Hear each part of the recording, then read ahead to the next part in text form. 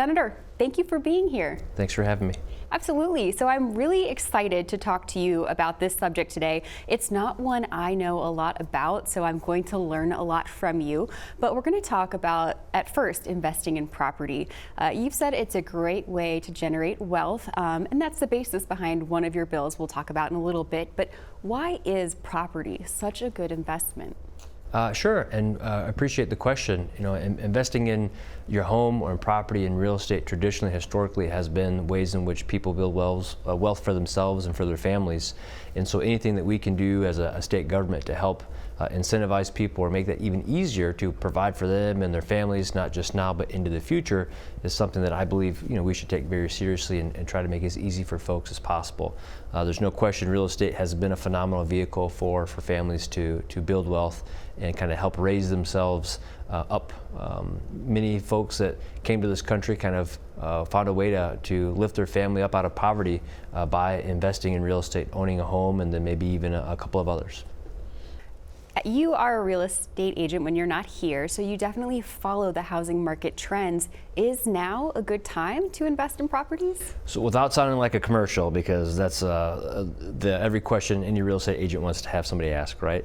My honest answer to folks is, especially here in Minnesota, the housing market is good, it's strong, it's a pretty hot market, can be competitive. But right now, the real issue is affordability and people's ability to afford that first home in particular. And so anything that we can do to kind of help keep the market healthy and keep it affordable for folks is a win for everybody, because so much of our economy is actually dependent upon and driven by the housing market.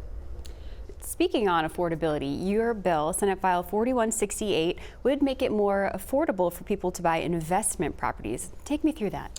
Sure. So sometimes things can be a little bit challenging for folks when they're trying to purchase a property, specifically when it comes to financing and how they want to structure it. All that bill does is provide a little bit more flexibility, a few more options for folks when they're looking to try to buy an investment property and use a lending institution to do so.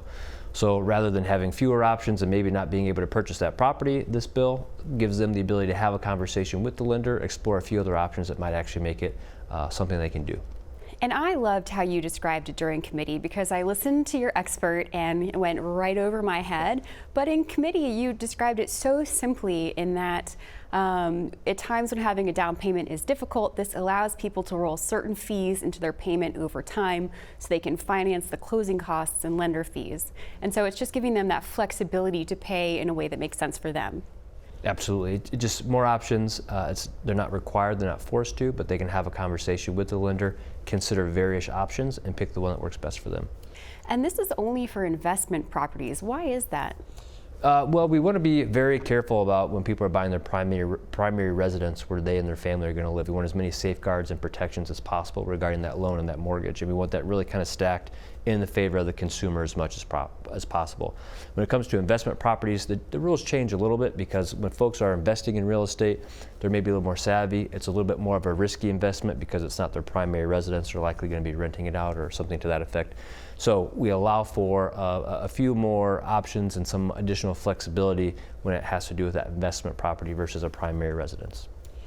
During the committee, you also started off by talking about how predatory lending doesn't belong in Minnesota. How does that relate to the bill?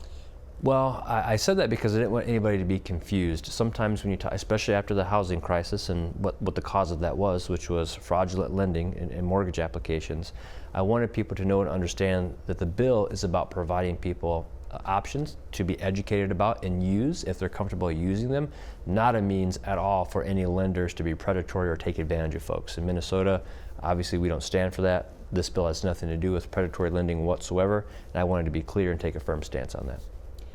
On the same subject, or adjacent subject of financial concern with investing in things, you have another bill, Senate File 4652, which your testifier talked about the growing fraud problem banks are seeing. Tell me about that. Is that an issue here in Minnesota? Unfortunately, it's an issue everywhere. And in Minnesota, we wanted to give banking institutions, as well as folks that have accounts at banks, the ability to protect against fraud, really through the means of early detection. So regarding this bill, if a bank were to see something that seemed to be potentially fraudulent and they tried to contact the owner of that account and they weren't able to get a hold of them, the bill allows the owner of that account to also name somebody else that can be contacted by the bank to then notify that person and say, we think that something might be happening with this account that you should be aware of.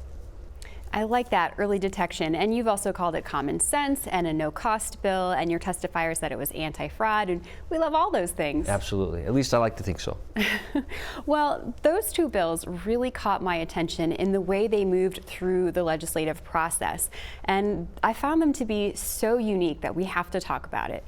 But you were the only author on both of them, no co-authors at all here in the Senate, and they passed unanimously in the Senate and in the House.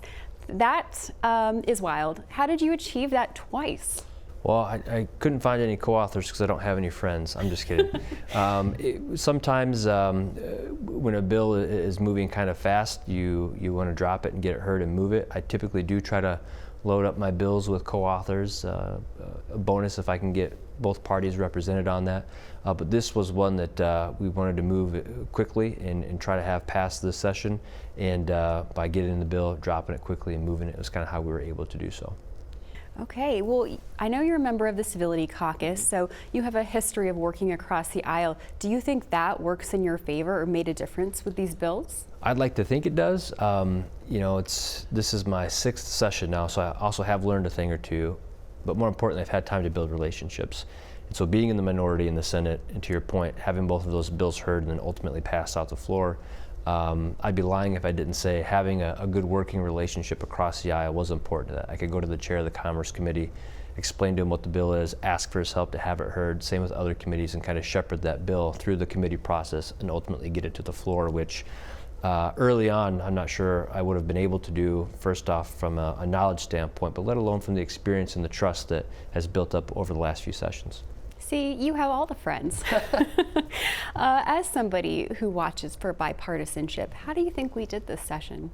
Well, that remains to be seen, but I will tell you, I just came from a conference committee, and the interesting thing about going through the bill and comparing the sames and similars, as we call them, is that a lot of the language that was included in that bill, much of it had already passed and become law and been signed by the governor, which means the House and the Senate are working and collaborating with one another to actually pass bills, get them signed by the governor, and enact them into law. So there is something to be said for balanced government, I think.